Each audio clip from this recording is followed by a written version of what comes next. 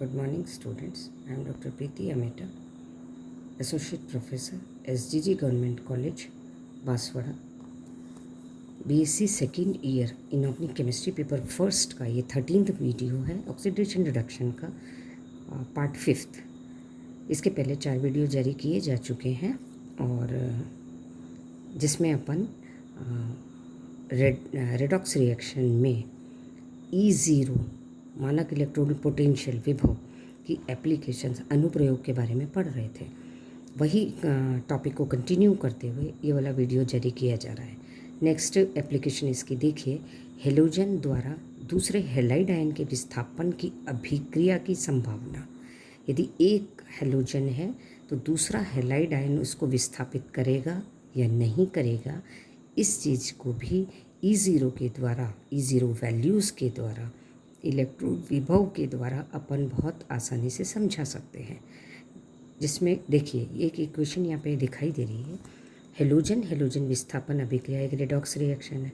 इस redox reaction में आप देखिए F2 फ्लोरीन जब किसी भी मेटल हेलाइड, इसमें अपन ले रहे हैं पोटेशियम हेलाइड KCl, इसके साथ जब रिएक्शन करता है तो KF और Cl2 बनता है। अब Cl यहाँ से विस्थापित होगा, F यहाँ पे आएगा या नहीं आएगा, इस चीज़ को समझाने के लिए ही अपन E0 को काम में लेकर के समझाते हैं। ये E0 का अनुप्रयोग हो जाएगा। ये देखिए F2 gas, Cl negative, KCl में से खाली Cl लेंगे तो क्या हो जाता है Cl नेगेटिव, क्या बनेगा F नेगेटिव, K हटा दीजिए F नेगेटिव, और ये Cl2। ये इसकी आणविक इक्वेशन है और ये आयनिक इक्वेशन आयन के फॉर्म में, क्योंकि यहाँ अपन केवल हेलोजन और हेलाइड्स की बात कर रहे हैं इसलिए अपन ने ये इक्वेशन खाली आयनिक फॉर्म में ले ली है। इस रिएक्शन में आप देखिए F2 गैस KCl के साथ Cl को विस्थापित कर रही है, Cl माइनस को हटा करके F आके वहाँ पर बैठ रहा है, तो F माइनस उस जगह पे आ जाता है और Cl2 गैस लिबरेट हो जाती है। यानी कि F2 गैस का अपचयन F माइनस में हो रहा है और Cl माइनस का ऑक्सीकरण Cl2 गैस में हो रहा है। F2 गैस एक ऑक्सीकारक हो गई और Cl माइनस एक अपचायक हो गया। नीचे अब पूरा क्लियर इसमें समझा रहा है F2 Cl minus 2F minus Cl2, ये तो है ऑक्सीकारक अपचायक। ये रिएक्शन ऑक्सीकरण अपचयन, ये वाली रिएक्शन ऑक्सीकरण। जब ऑक्सीडेशन नंबर क्लोराइड का कितना है -1, क्लोरीन का कितना है 0, -1 से 0 मतलब बढ़ रहा है। जब ये बढ़ता है ऑक्सीडेशन नंबर तो ऑक्सीडेशन रिएक्शन कहलाती है, और जब ऑक्सीडेशन नंबर घटता है तो रिडक्शन रिएक्शन या अपचयन रिएक्शन कहलाती है। इसमें अब देखिए कि ये रिएक्शन के E0 मान किस तरह से डिसाइड करेंगे कि रिएक्शन होनी चाहिए या नहीं होनी चाहिए। इसका ऑक्सीकरण अपचयन अर्ध अभिक्रिया अपन ने लिखी थी, Cl minus Cl2 2 electron, F2 2 electron, F minus. इस उपयुक्त रिएक्शन में E0 ऑक्सीकरण Cl का हो गया, Cl माइनस का E0 अपचयन F2 का F माइनस में हो गया। सेम मेटल में जैसे अपन ने देखा था कॉपर और ZnSO4 की जो थी, उसमें अपन ने ये देखा था कि 4 कंडीशंस थी जिसके कारण रेडॉक्स अभिक्रिया स्वतः होती है या नहीं होती है। यदि E0 विस्थापित करने वाला हेलोजन कौन सा है, F है, माइनस E0 विस्थापित होने वाला हेलोजन कौन सा है, Cl है। इनके वैल्यू यदि धनात्मक आती है तो ये रिएक्शन आगे की तरफ प्रोसीड होगी। जैसा अपन ने पीछे देख रखा था, रिएक्शन इस डायरेक्शन में चलेगी। E0 आयनित होने वाला हेलोजन माइनस अपचयित होने वाला और ऑक्सीकृत होने वाला हेलोजन धनात्मक आना चाहिए। E0 ऑक्सीकारक माइनस अपचायक धनात्मक आना चाहिए। E0 जिसका ऑक्सीकरण हो रहा है किसका हो रहा है, क्लोराइड का हो रहा है, प्लस और जिसका ऑक्सीकरण हो रहा है किसका हो रहा है, देख लीजिए आप किसका हो रहा है, और E0 अपचयन किसका हो रहा है, क्लोरीन का हो रहा है, इसका भी मान धनात्मक आना चाहिए। तो ये रिएक्शन हो जाएगी। इन दोनों के मान प्लस करेंगे तो यहाँ 3 माइनस कर रहे थे, ये तीनों अपन प्लस करें, ये धनात्मक आएगा तो भी रिएक्शन होगी। इनमें से किसी का भी एक का भी मान ऋणात्मक आ जाता है तो यह अभिक्रिया आगे की डायरेक्शन में नहीं चलेगी। अब ये 3 नीचे कंडीशंस दी गई हैं, इनमें से एक भी पॉसिबल यदि होती है तो हो जाता है। जैसे E0 विस्थापित करने वाला हेलोजन कौन सा है, फ्लोराइड है, और विस्थापित हो कौन रहा है, क्लोराइड हो रहा है। रिएक्शन में आप पीछे बताया था कि KCl के साथ Cl हट जाएगा, उसके बाद KF बनेगा। इट मीन Cl को हटाया, ये विस्थापित हुआ, F आया, तो ये कर रहा है, तो ये ग्रेटर होना चाहिए। इसी तरह E0 अपचयित होने वाला हेलोजन ग्रेटर देन E0 ऑक्सीकृत होने वाला हेलोजन, E0 ऑक्सीकारक ग्रेटर देन E0 अपचायक। इस तरह की कंडीशंस होंगी तो आराम से ये रिएक्शन अग्र दिशा में चल देंगी। लेकिन यदि एक भी ऋणात्मक आता है तो वो रिएक्शन आगे की डायरेक्शन में नहीं चल करके पीछे की डायरेक्शन में चलती है, क्योंकि ये माना जाता है कि आगे की डायरेक्शन में यदि नेगेटिव वैल्यू आ रही है तो उसके रिवर्स डायरेक्शन में पॉजिटिव वैल्यू आएगी। नाउ उसके नेक्स्ट है विद्युत रासायनिक श्रेणी में हेलोजन विस्थापन अभिक्रियाओं को समझने में। एक पूरी विद्युत रासायनिक श्रेणी है जो कि पहले आपको बताई थी, उसमें हेलोजन किस हेलोजन को विस्थापित करेगा या नहीं करेगा, that also depend upon the E0 values.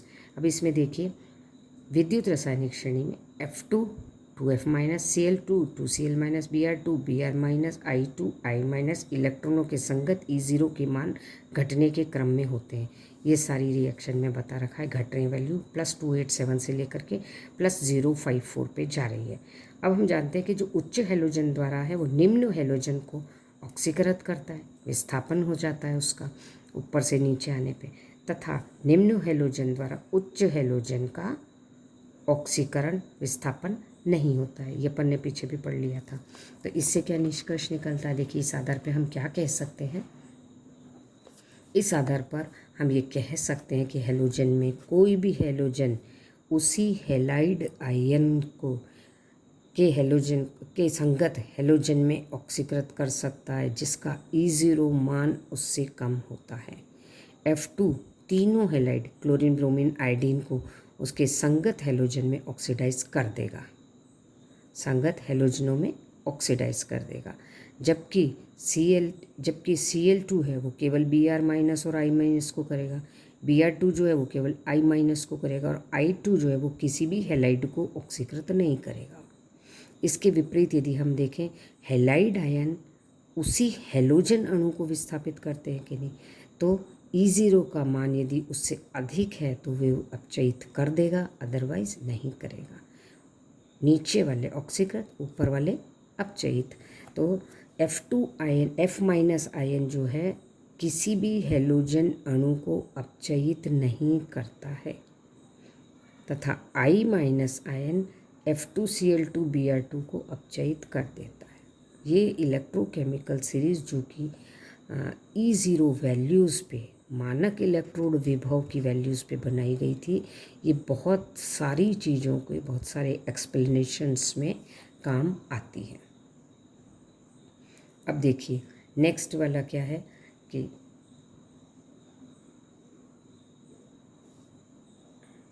धातु हाइड्रोजन विस्थापन अभिक्रिया होने की परिस्थिति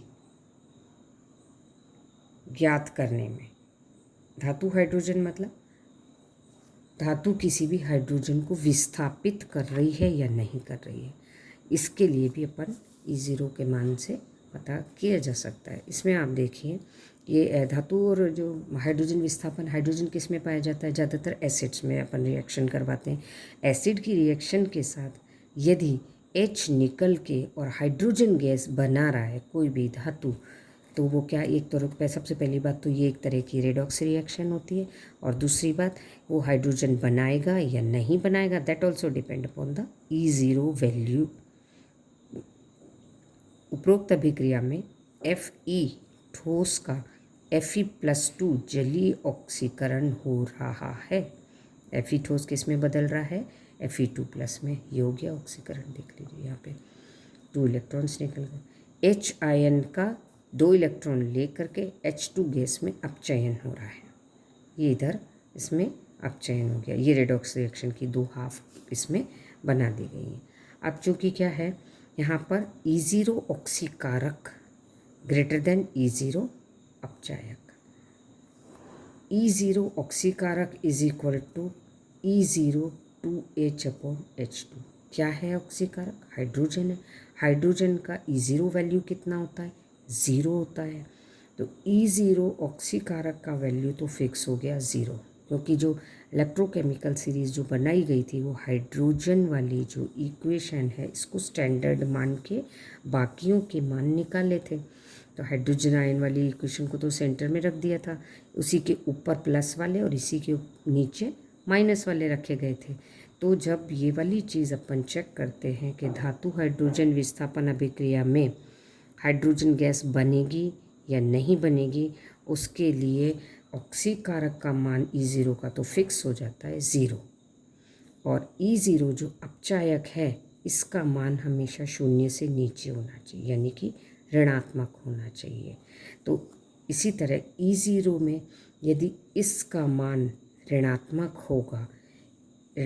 होता है तो ये अभिक्रिया अग्र दिशा में चलेगी। इससे यह निष्कर्ष निकलता है कि वही धातुएं HCl से हाइड्रोजन निकालेंगी जिनके E0 के मान ऋणात्मक होते हैं। इस तरह से अपन सारे धातु आयनों का देख लेते हैं कि क्या किस तरह से शिफ्टिंग होता है। हाइड्रोजन से नीचे आने वाले इलेक्ट्रोकेमिकल सीरीज़ में जिनके भी धातु आयनों के ऋणात्मक मान हैं, वो ऋणात्मक मान वाले ही केवल हाइड्रोजन निकाल सकते हैं। ये अपन नेक्स्ट एप्लीकेशन में देखेंगे कि क्या कोई धातु ऐसा भी होता है जिसका कि नहीं हो रहा है, इलेक्ट्रोकेमिकल सीरीज़ में पॉजिटिव साइन है। ये सब अपन नेक्स्ट वीडियो में देखेंगे। Thank you.